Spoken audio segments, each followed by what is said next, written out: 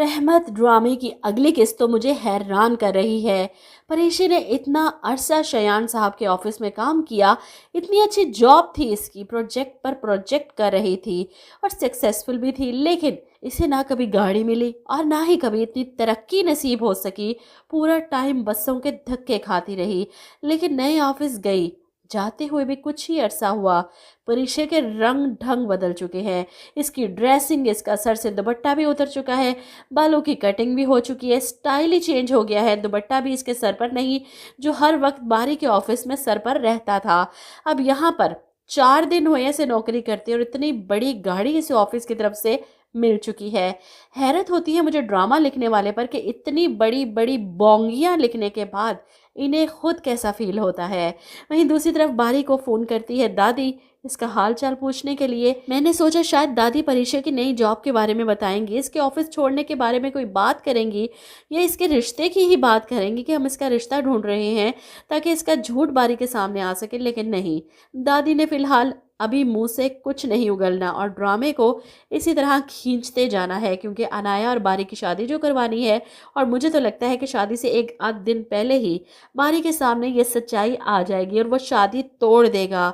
यही कुछ होने वाला है इस ड्रामे में, बस जल्दी से ये ट्विस्ट आ जाए क्योंकि ड्रामा बहुत बोर कर रहा है देखने वालों को। तो जैसा कि आपने देखा कि परीशे की माँ इसकी शादी करवाना चाहती हैं और परीशे बार बार इनकार कर रही है, अम्मी मैं आपकी नाराज़गी बर्दाश्त नहीं कर सकती, जिस पर जुबैदा बेगम कहती हैं कि मैं नाराज़ नहीं हूँ, फिक्रमंद हूँ तुम्हारे लिए। ऐसे में दादी से तसल्ली देती हैं कि तुम्हारी मर्जी के बगैर कोई फैसला नहीं होगा। इधर रुमैसा बेगम आलम के बदलते रंग ढंग देखकर अपनी असलियत पर उतर आती हैं। ये जिसकी जुबान आप बोल रहे हैं ना, मैं बहुत अच्छे से जानती हूँ। काशिफ फेल क्या हो गया? मैंने इतनी तसल्लियां दी आपको, लेकिन आपका रोना बंद नहीं हुआ। लेकिन पता नहीं कि उस जुबैदा ने आप पर ऐसा क्या जादू कर दिया कि आप सब कुछ भूल गए। ऐसे में आलम साहब गुस्से से जवाब देती हैं कि उसने मुझसे कुछ नहीं कहा, बल्कि अच्छा ही मशवरा दिया है कि मैं काशिफ को डॉक्टर बनाने के बजाय मास्टर्स करवा कर कोई कोर्स करवा दूं। ये सुनकर तो मैं ऐसा तड़प जाती है, अपनी बेटी को तो उसने डॉक्टर बना दिया और मेरे बेटे के लिए कोर्स का मशवरा दे रही है।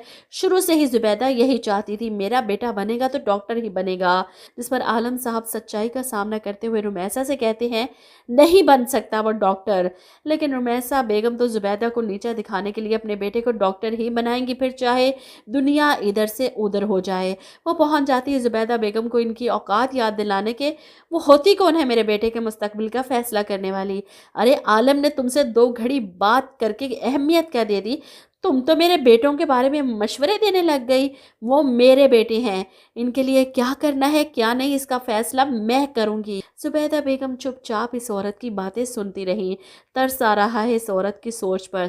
ऐसे में जूबिया अंदर से आती है रुमैसा आंटी की बातें सुनते हुए कि आपकी इन्हीं बातों की वजह से समीर ने पढ़ना छोड़ दिया था, फेल हो गया था वो।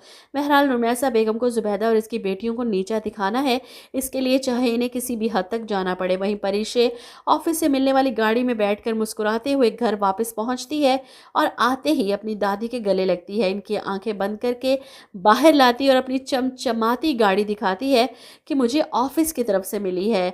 आज गाड़ी मिल गई, मुझे लगता है 2 एक साथ गुजरने के बाद इसे घर भी मिल जाएगा। और रुमैसा बेगम को लगेगी आग ये सब देखकर। वहीं दूसरी तरफ शेयान साहब के पास आखिरी हरबा था बारी को इमोशनल ब्लैकमेल करने का, और वो इसी हरबे को इस्तेमाल करते हुए बारी से कहते हैं जिद मत करो, शादी कर लो, मेरी ज़िंदगी का कोई भरोसा नहीं। देखो अगर तुम मुझे खुश देखना चाहती हो ना, तो तुम्हें हर हाल में अनाया से शादी करनी पड़ेगी। और अब अपने बाप की जिद पर बारी हाँ कर देगा। मैं तो कहती हूँ इन अंकल को शुरू में ही मर जाना चाहिए था। परीशे ने इन्हें बचाकर बहुत बड़ी गलती कर दी। इसे क्या पता था आगे जाकर यही अंकल इसकी ज़िंदगी का सबसे बड़ा विलन बन जाएंगे।